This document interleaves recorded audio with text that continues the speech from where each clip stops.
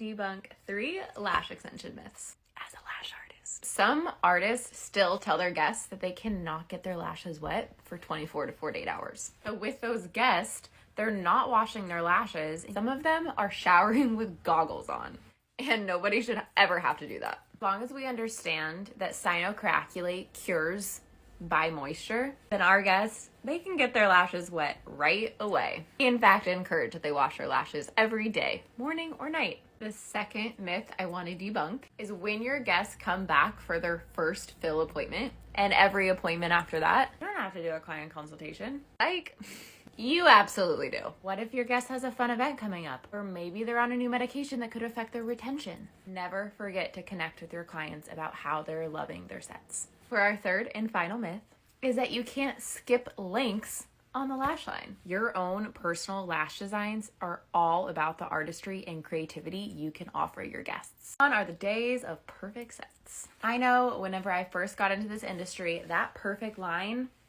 was the hot commodity, and lashes are here to stay.